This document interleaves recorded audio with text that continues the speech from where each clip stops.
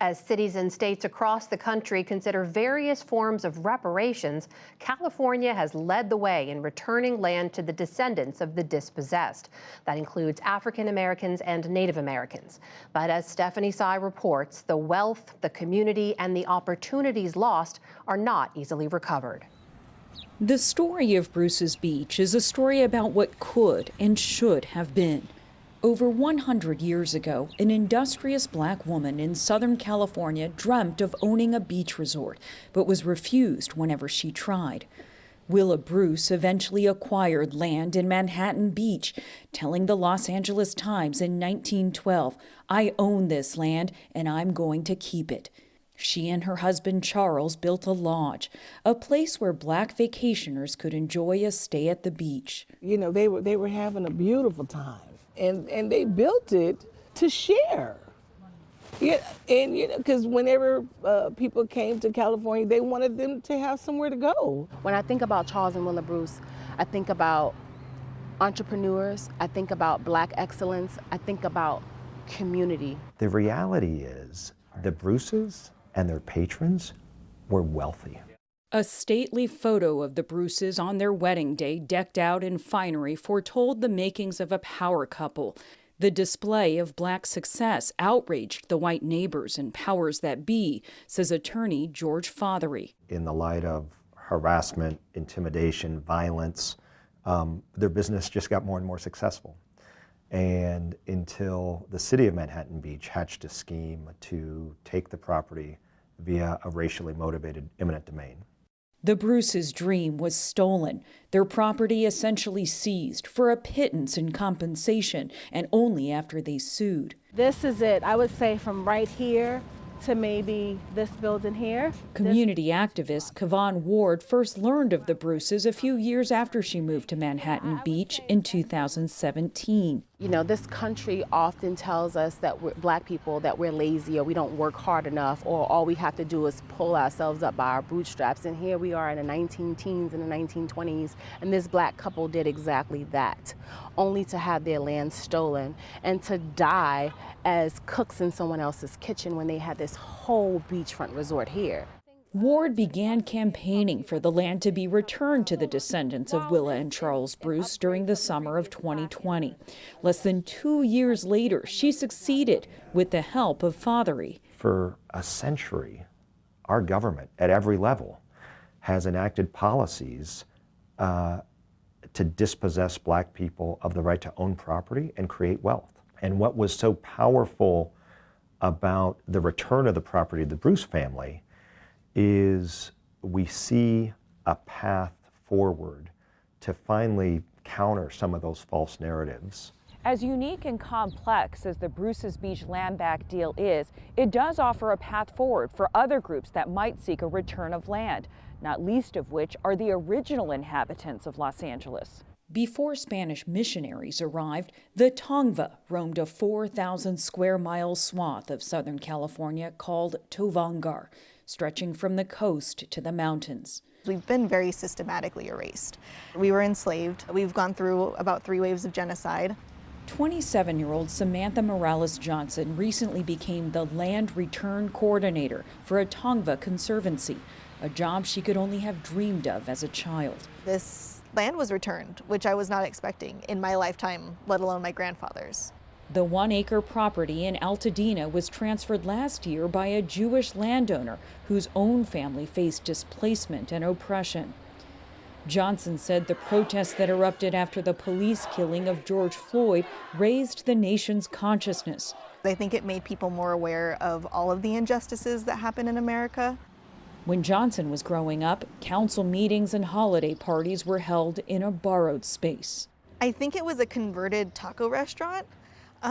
With like a little parking lot. There was no earth to even grow anything in that concrete building. The Altadena property, which overlooks a scenic canyon, marks the first time in nearly 200 years the Tongva have legally owned land to use as they wish. So this is the white sage. This is the white sage. This is the only place where we can plant all native trees with full sovereignty and native plants with full sovereignty. Work is underway to remove the overgrown invasive species that were planted here. The old resilient oaks will remain. Eventually, the site will host tribal gatherings and offer educational programs. So the beautiful thing about this land is that there is a lot of hope for restoration, even underneath all of the mess that we have. So-called land back agreements are still rare. Other recent examples include the purchase of nearly 2 square miles of land for $4.5 million by the Esselen tribe in Central California. And the city of Oakland recently returned 5 acres of a local park to the East Bay Ohlone tribe. In LA, different Tongva groups are looking for more opportunities to reacquire land. It's not really just about the land, it's preserving what's left of our land. Long before the land back movement had gained traction, Angie Burns, now 86, fought to lease this 2-acre property in West LA. It was the early 1990s, and the Curravangna Springs, which had been the site of a Tongva village, had fallen into neglect. A small museum on the land shows the journey. When I stood at that gate and saw this area, I was so upset. I couldn't believe it. That's an archaeological and historical society. The Los Angeles Unified School District, which owns the land and built a high school next to the springs, agreed to lease the site for $1 a year. This is the medicine garden which has many varieties of medicinal plants. The president of the Gabrielino Tongva Springs Foundation, Bob Ramirez, says the land is now abundant with native plants and pristine drinking water. Would you like to try some? Yes, I would like to try some.